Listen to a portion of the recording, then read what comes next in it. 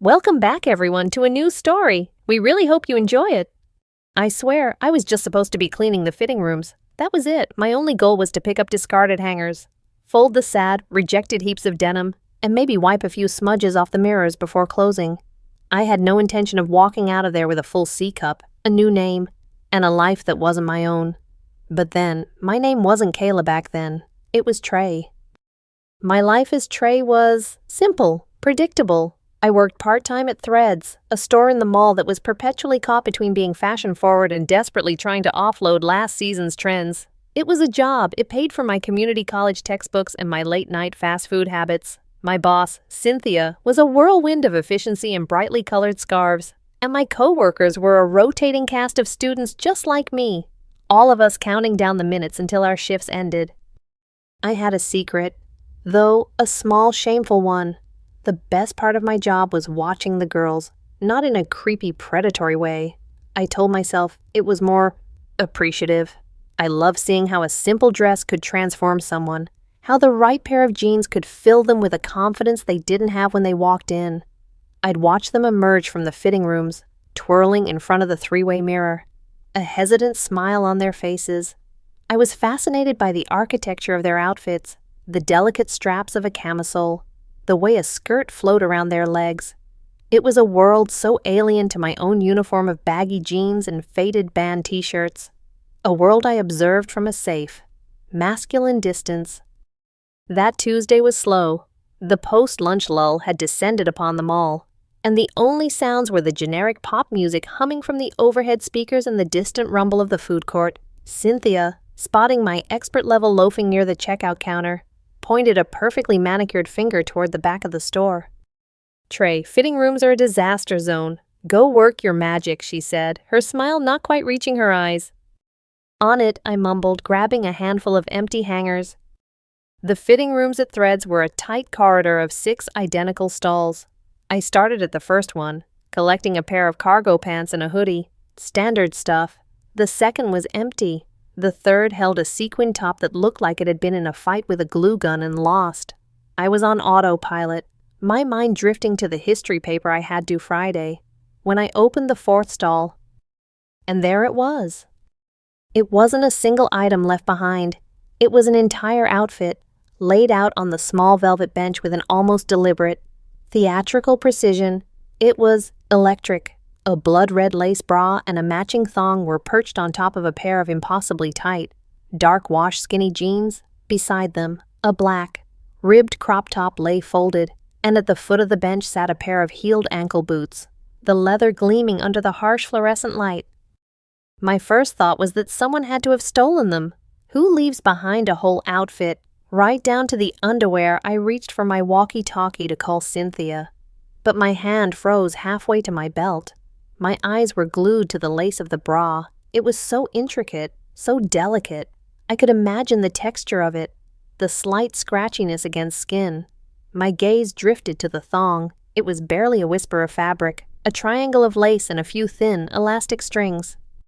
A hot flush of shame and something else, something sharp and thrilling, prickled its way up my neck. I knew I shouldn't be looking. This was private, intimate. This was someone's armor, their secret lair. Yet, I couldn't look away. My fingers, acting of their own accord, reached out and brushed against the lace. It was softer than I imagined. "What are you doing?" "You creep," a voice in my head screamed. I snatched my hand back as if I'd been burned. I needed to get this stuff, put it in the lost and found bin, and forget about it. I turned to leave the stall, to get a bag or something to carry it all in without having to touch it too much. Click. The sound was soft, but in the quiet corridor, it sounded like a gunshot. I stopped, my heart hammering against my ribs. I turned back to the door. It was closed. I hadn't closed it. I reached for the handle and pushed. Nothing. I jiggled it. It was locked solid. "Hey," I called out, my voice sounding weak. "Is someone out there? The door's stuck." Silence, just the muffled beat of the store's sound system. A cold dread began to seep into my bones. This had to be a prank. One of the other guys, maybe Adam, thought it would be hilarious to lock me in a fitting room with a pile of women's lingerie. Hilarious.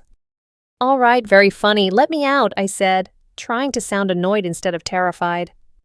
That's when it happened. A faint shimmer seemed to run through the clothes on the bench. I blinked, thinking the weird lighting was playing tricks on my eyes. But then, the thong moved. It wasn't a draft.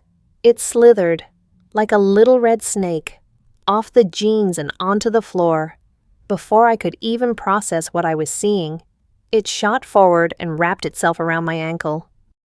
I yelled, kicking my leg out, but the fabric held fast. It felt strangely warm, and it began to crawl up my leg. Over the rough denim of my own jeans, I scrambled backward, crashing against the wall of the tiny stall, but there was nowhere to go. The thong climbed relentlessly, its lace tendrils tightening as they went. The 2 other strings followed, snaking up my other leg. I clawed at it, but my fingers couldn't get a grip. It was like trying to peel off a second skin. The jeans were next. They lifted off the bench, animated and alive, and hovered in the air for a horrifying second before lunging at me. I threw my arms up to defend myself, but it was useless. They clamped around my waist, the button snapping shut with a decisive pop. The zipper ground its way up with a metallic shriek. The denim was suffocatingly tight, a stark contrast to the loose-fit jeans I was wearing just moments before. My own pants felt like they were dissolving beneath them, disintegrating into nothing. "No, stop," I screamed, my voice cracking with panic. My plea was ignored. The lace bra fluttered up like a crimson bat and slammed against my chest. The straps whipped over my shoulders and the clasp at the back clicked shut with chilling finality. The fabric was taut against my flat, boyish chest, the underwire digging into my ribs. The crop top followed, pulling itself over my head, its tight, ribbed material clinging to my torso. My own t-shirt vanished, just like my jeans had. Finally, the boots. They clattered to the floor and latched onto my feet, swallowing my worn-out sneakers. A strange pressure built around my ankles as an invisible heel sprouted from the soles, forcing my feet into an unnatural, painful arch. I was trapped, bound head to toe in a strange woman's clothes, my heart trying to beat its way out of my chest. I was hyperventilating, my breaths coming in ragged, useless gasps. The fabric against my skin was a constant, invasive presence. The rough texture of the denim, the tight band of the bra, the impossibly flimsy string of the thong wedged in a place a string should never be. It was a sensory nightmare. I thrashed against the door, beating on it with my fists, but the sound was muffled, weak. It felt like I was a million miles away from the world, trapped in this tiny mirrored box with a set of clothes that had a mind of their own. And the worst part, the terrifying, unexplainable part, the transformation had only just begun. The pressure started at my core. The thong, which had felt merely like a violation a moment before, suddenly tightened with an impossible strength. A sharp, grinding pain shot through my pelvis. I cried out, doubling over, my hands flying to my groin.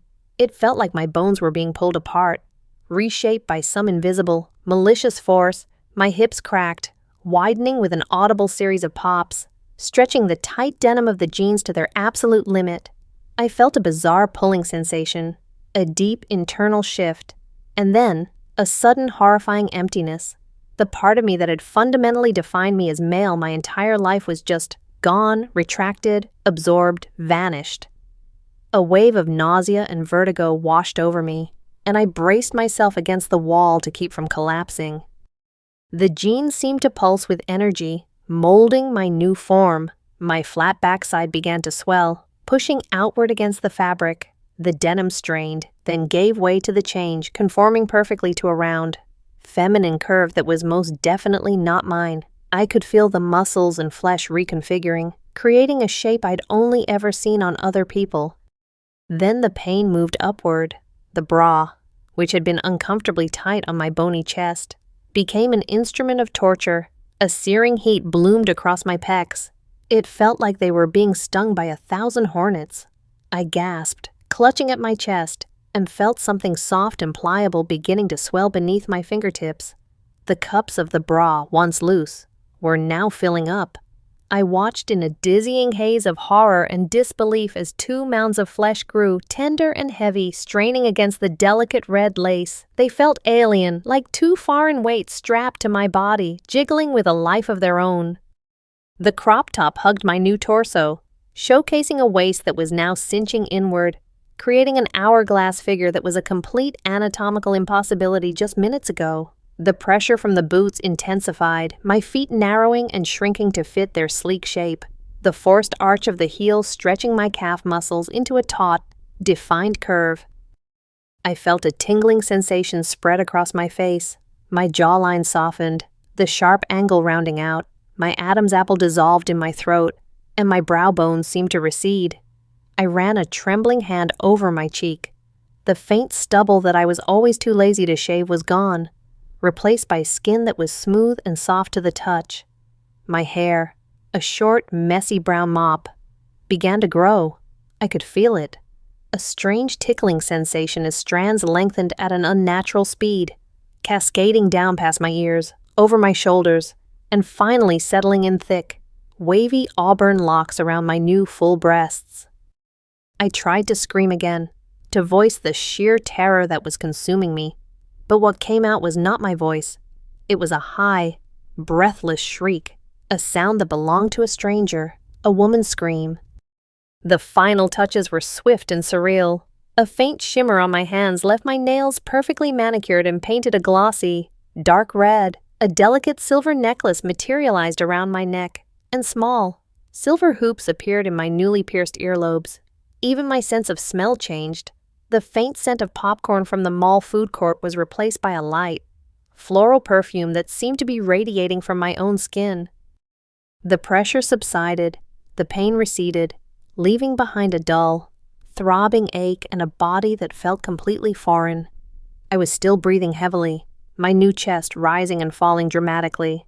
For a long moment, I didn't move. I just stood there, my mind a blank slate of shock. I couldn't process the sheer wrongness of it all. Slowly, shakily, I lifted my head and forced myself to look in the mirror. And Trey was gone. Staring back at me was a girl, a woman, really, maybe 20 or 21. She was pretty, in a way that was both striking and a little intimidating. She had wide, terrified green eyes my eyes, but not my eyes framed by long, dark lashes. Her face was heart-shaped, with high cheekbones and full, trembling lips. The auburn hair tumbled around her shoulders, a stark contrast to her pale, frightened face. She was wearing the clothes. The tight jeans hugged her generous hips and round bottom. The black crop top revealed a sliver of her smooth, toned stomach, and the red lace of the bra was just visible peeking out from the neckline, a hint of scandalous color against her fair skin. Her body was curvy, feminine, powerful in a way I had never understood. I lifted a hand, and the girl in the mirror did the same. My fingers were long and slender, the red nails a shocking accent. I touched my face, my new face, and the sensation was dizzying. This was me. This impossible creature in the mirror was me.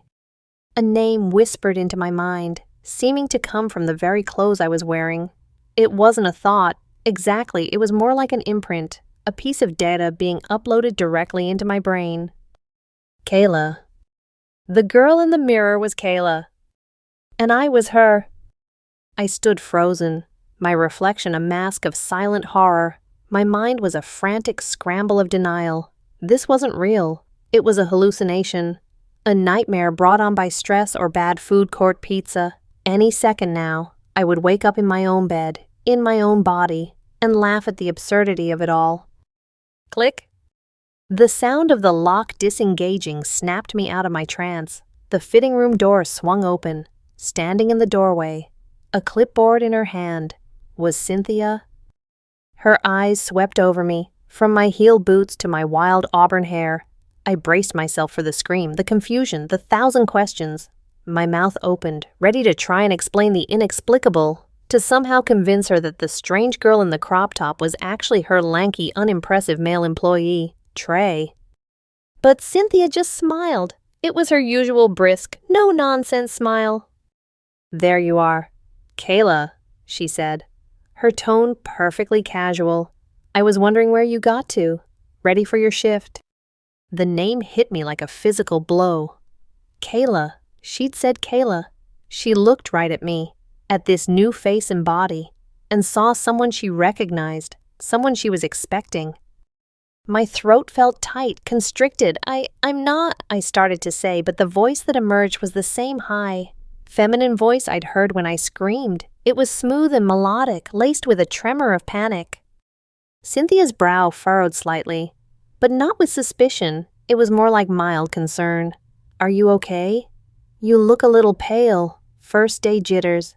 She gave a knowing little laugh. Don't worry, you'll be fine. Adam usually handles the Tuesday afternoon shift, but he called in sick. Lucky for us, you were available to cover. Adam, he was the one who was supposed to be working with me. My brain struggled to keep up. Was this some elaborate, cruel joke? Had Adam and Cynthia planned this, but how the physical changes, that wasn't possible. Yes, I heard myself, Kayla reply. The word felt like a betrayal, a surrender.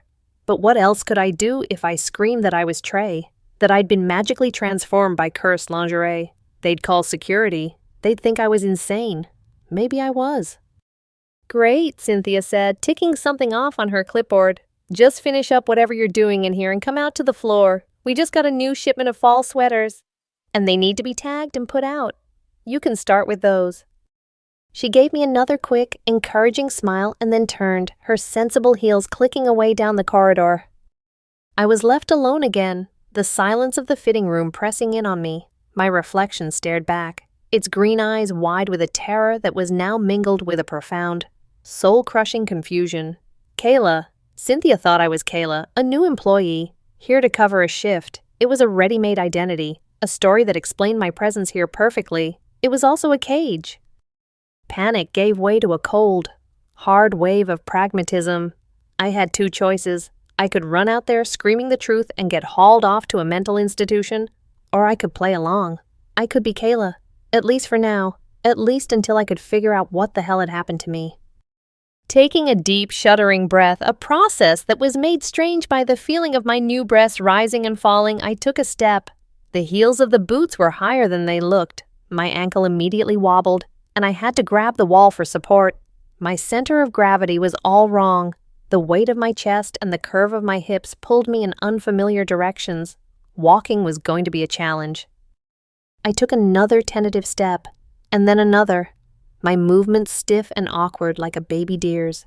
Each step was a negotiation between my brain's memory of how to walk and my body's new. Unforgiving physics.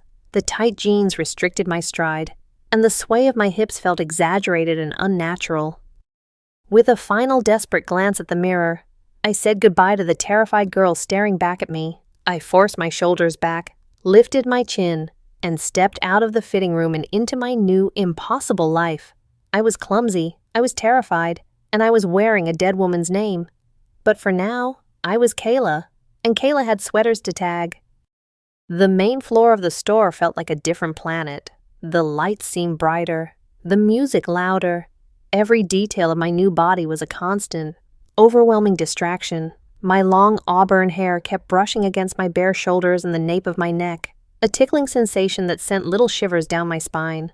The thin straps of the bra dug into my shoulders, a persistent reminder of the alien weight on my chest. With every clumsy step in the heeled boots, I felt a slight, disconcerting bounce from my new assets. The crop top felt scandalously short, and I was acutely aware of the strip of skin exposed at my midriff.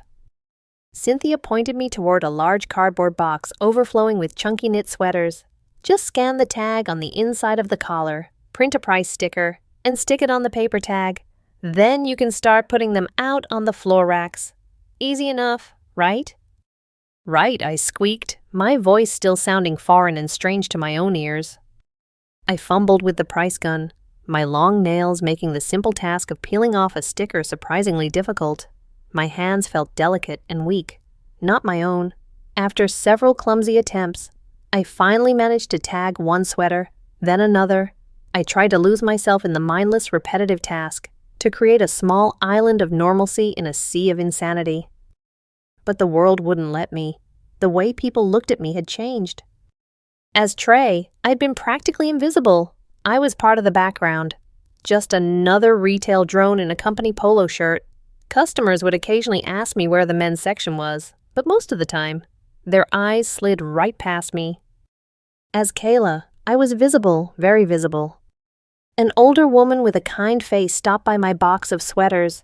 "Oh, excuse me, dear," she said, her voice warm. "I just have to say that top is absolutely darling on you. Do you have it in a large ta-ka?" My brain short-circuited. I was being asked for fashion advice. Me, Trey, who thought color coordination was making sure his t-shirt and his socks weren't the exact same shade of gray. "Oh, thank you," I stammered, my cheeks flushing with heat. The blush felt different on this face. A hot, prickly sensation that I could feel spreading across my soft skin. I think it was over in the summer clearance section. I pointed vaguely toward the other side of the store. "Thank you, sweetie," she said with a smile and bustled off. Sweetie, no one had ever called me sweetie before. It was strange, disarming. A few minutes later, a group of teenage girls walked past, their conversation immediately halting. They looked me up and down, a mixture of appraisal and envy in their eyes. One of them leaned over to her friend and whispered, not quite quietly enough, "Oh my God, I love her hair." The other one nodded. "And her jeans? Her butt looks amazing." I froze, my hand hovering over a mustard yellow sweater. They were talking about me, about my butt. The same butt that had been a source of nothing but utility my entire life was now a subject of public commentary. The embarrassment was so intense it was almost painful, but underneath it, a tiny treacherous spark of something else ignited, a flicker of pride. It was a bizarre and deeply unsettling feeling. The true trial, however, came in the form of a guy about my age. He had a backwards baseball cap and a confident, easy grin. In my old life, he was the kind of guy I'd probably be intimidated by. He sauntered over, pretending to look at a rack of t-shirts near my station. "Working hard or hardly working?" he asked, his smile widening. I just stared at him, my mind a complete blank. My social skills as Trey were mediocre at best. As Kayla, they were non-existent. He seemed to take my stunned silence as an invitation. "I'm Mark," he said, leaning against the rack. "I haven't seen you working here before." "I'm new." I managed to get out. "Kayla." The name felt like a lie on my tongue, but it came out easily. "Kayla," he repeated, tasting the name. "It suits you." His eyes did a quick, appreciative sweep from my boots up to my face, and my stomach did a nervous little flip. "So, Kayla, I have a very important life or death question for you." "You do?" I asked, my voice barely a whisper. "Absolutely," he said, his expression turning serious. "This shirt," he held up a plain gray V-neck. "Does this make me look like I'm trying too hard, or like I'm not trying hard enough?" It was such a ridiculous, transparent line, but I was too flustered to see it. I genuinely looked at the shirt, trying to formulate a helpful opinion. I think it looks fine." He laughed, a warm, genuine sound. "You're no help at all." He hung the shirt back up. "But you do have a really great smile, you know that." The compliment landed like a small, unexpected explosion in my chest. A smile, my smile. I felt my lips, which were suddenly very full and soft, twitch upward involuntarily. The blush returned deeper this time, a furious, uncontrollable wave of heat. "Thank you," I stuttered, immediately looking down at the box of sweaters as if it held the secrets to the universe. "Well, I'll let you get back to it, Kayla," Mark said. "Maybe I'll see you around." He gave me one last charming grin and walked away. I stood there for a full minute, my heart thudding a frantic rhythm against my ribs. I felt shaky, exposed, and strangely giddy. That interaction was nothing like any I'd ever had before. He wasn't talking to Trey, the quiet store clerk.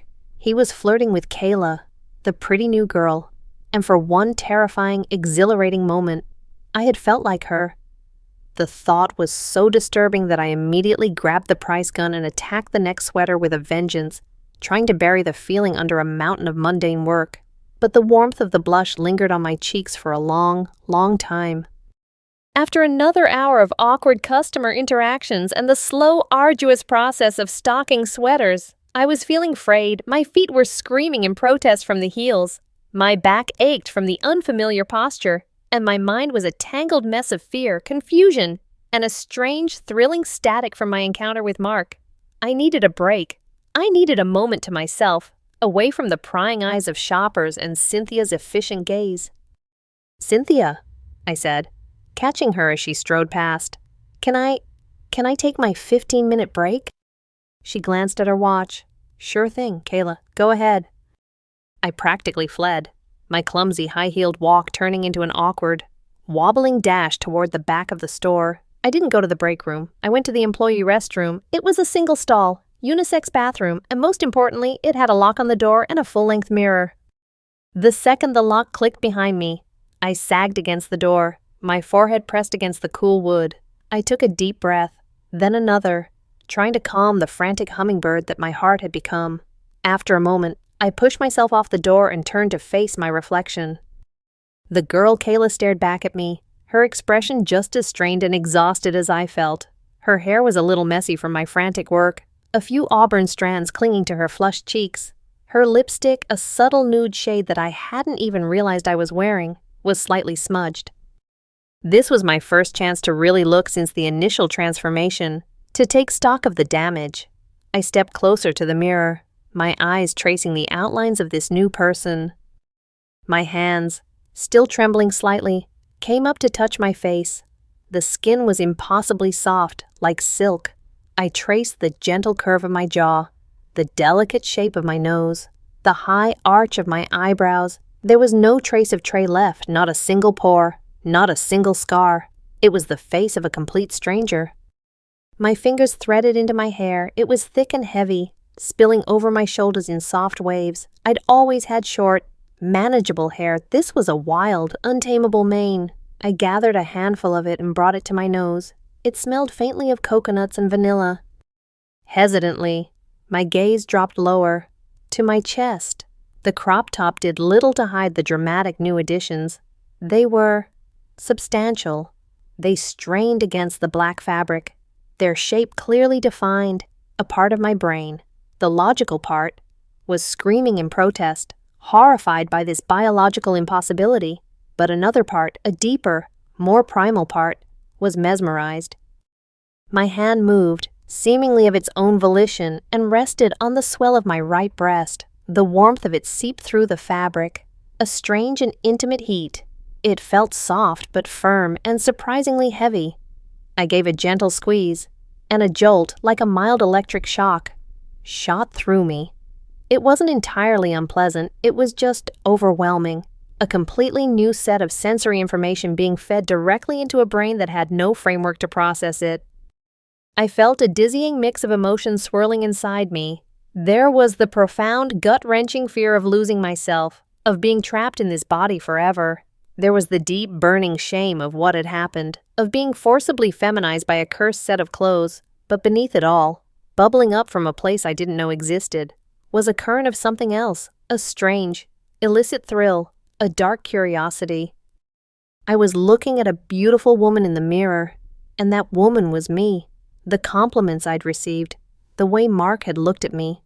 It wasn't an act. It was real. For the first time in my life, I was being seen, truly seen, and it was intoxicating. "Am I still Trey?" The thought echoed in the silent bathroom. Is he still in here somewhere, or did he vanish in that fitting room? Am I really Kayla now? I leaned in closer to the mirror, staring deep into her own green eyes, searching for an answer, but the girl staring back just looked as lost and confused as I felt. A sharp rap on the door made me jump back, my heart leaping into my throat. "Kayla, you in there?" It was Cynthia's voice, sharp and clear. "Break's about over. I need a hand in the stockroom. We're doing a quick inventory count." My moment of private crisis was over. Reality was calling. "Coming," I called out, my voice sounding steadier than I felt. I took one last look at the stranger in the mirror, straightened the crop top, and ran a hand through my long, unfamiliar hair. The questions would have to wait. For now, I had to put the mask of Kayla back on and go count boxes. The secret in the mirror would have to remain just that, a secret. The stockroom was a chaotic maze of cardboard boxes, rolling racks, and metal shelves stacked high with plastic-wrapped clothing. It smelled of dust and new fabric. The air was cool and still, a welcome relief from the bustling sales floor. Cynthia was standing in the middle of it all with a scanner gun and another clipboard, looking completely in her element. "All right," she said, handing me a scanner identical to hers. "This shouldn't take long. I'll take the shelves. You take the hanging racks. Just scan the barcode on every single item. The system will tell us if anything's missing." "Okay," I said, taking the device. My hands still felt a little shaky. We worked in silence for a few minutes, the only sound the rhythmic beeping of our scanners. I tried to focus on the task, pointing the red laser at tag after tag, but my mind was elsewhere.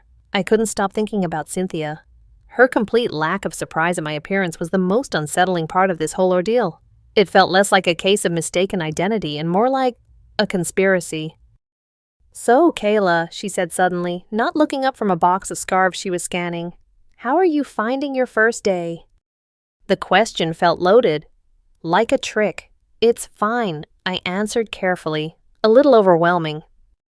"It always is," she said with a knowing nod. "But you seem to be a natural. I saw you talking to that customer earlier, the one who bought the blue floral dress. You handled her very well." I had no memory of this. I must have been on autopilot, my body moving and speaking without any conscious input from me. The idea was terrifying. How much of Kayla was me, and how much was some pre-programmed personality that came with the clothes? "I'm glad I could help," I murmured, scanning a row of blouses. Cynthia paused and finally looked at me, her gaze sharp and analytical. "That outfit, by the way," she said, gesturing with her scanner toward my clothes. "It really suits you. It's like it was made for you." A cold chill ran down my spine. Her words were a direct echo of the thoughts I'd had earlier. On the surface, it was just a simple compliment, the kind one woman might give another, but the way she said it, with a tiny, almost imperceptible emphasis on the word made, felt deliberate. It felt like a test. My heart began to beat faster. I had to play this carefully. "Oh, thank you," I said, forcing a small, shy smile. I wasn't sure if the top was too much, but I really loved the whole look. You know, I was ad-libbing, trying to sound like a normal girl talking about her fashion choices, not a man trapped in a supernatural prison of denim and lace. Cynthia's expression didn't change, but her eyes seemed to hold a flicker of something amusement approval. "Confidence is key in fashion," she stated, turning back to her box. "If you feel good in it, you'll look good in it. That's the first rule of Threads." We fell back into silence, but the air was thick with unspoken meaning. I tried to act natural, moving down the rack, scanning dresses and skirts. I was hyper-aware of my every movement, trying to mimic the easy grace Cynthia possessed. I tried to hold the scanner delicately, to stand with one hip jutted out slightly, to tuck a stray piece of hair behind my ear. I was performing femininity, and it felt like the most difficult acting job in the world.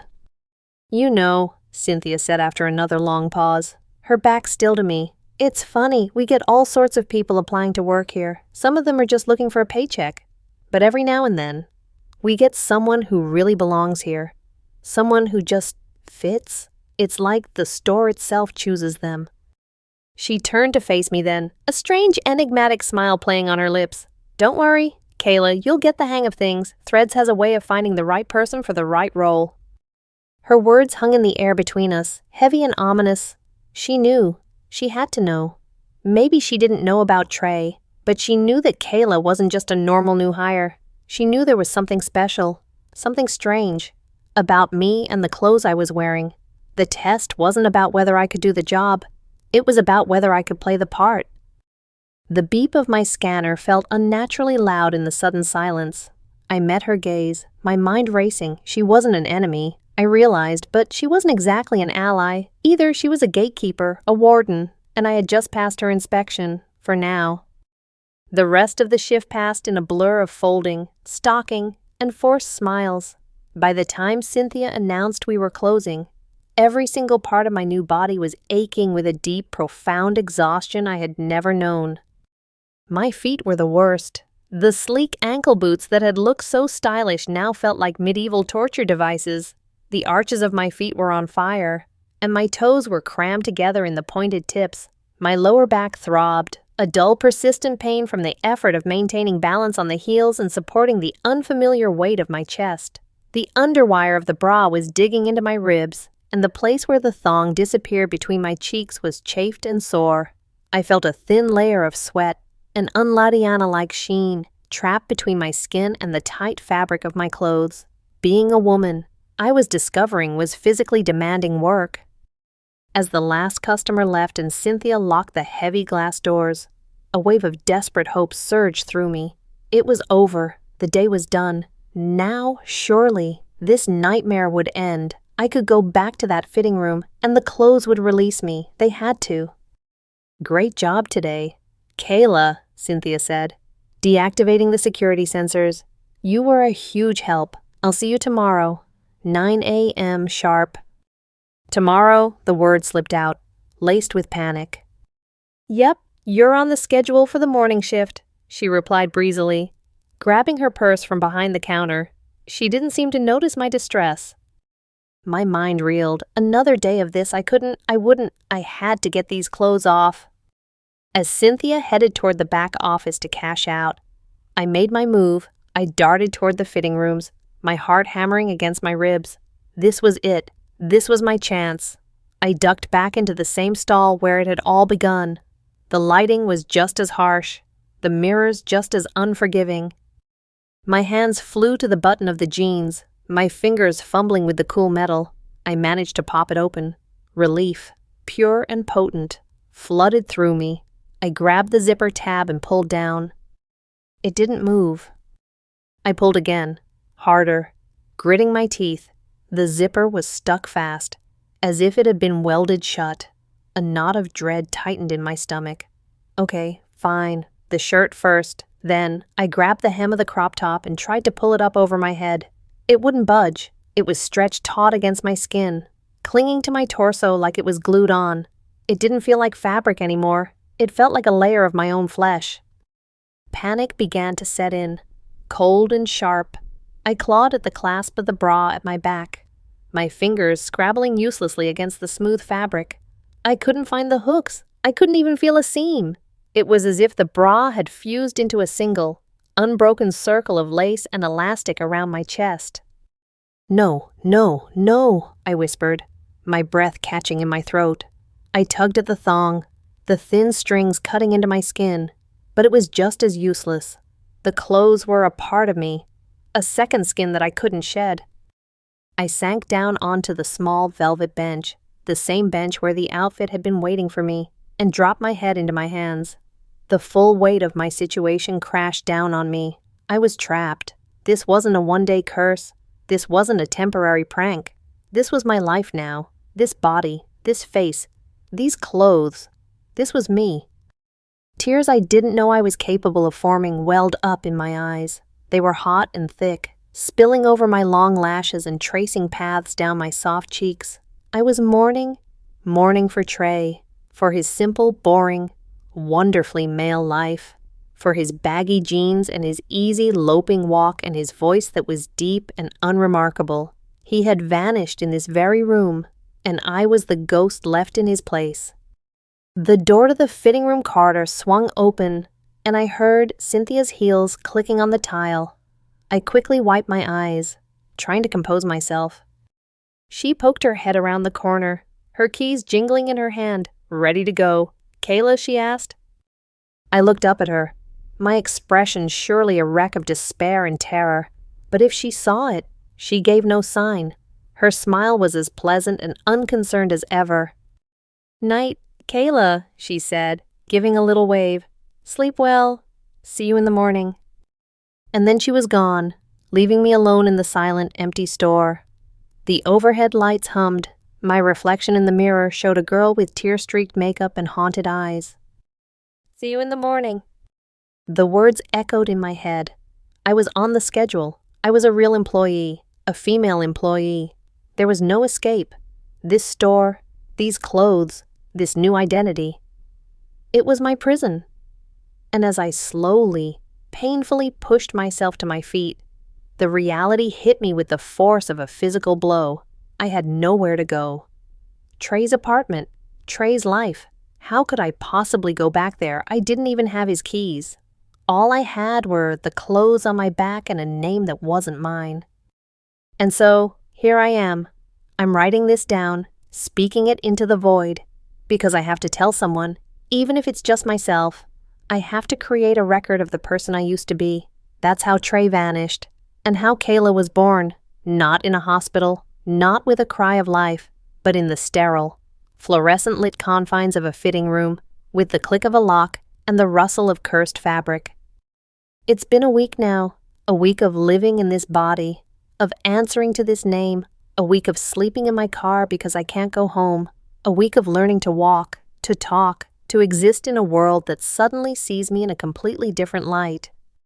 Some parts are a nightmare, the constant physical discomfort, the phantom pains where my old body used to be, the sheer terror that bubbles up in the middle of the night when I wake up and see a stranger's silhouette in the moonlight filtering through the car window, the deep, aching loneliness for a life that was stolen from me.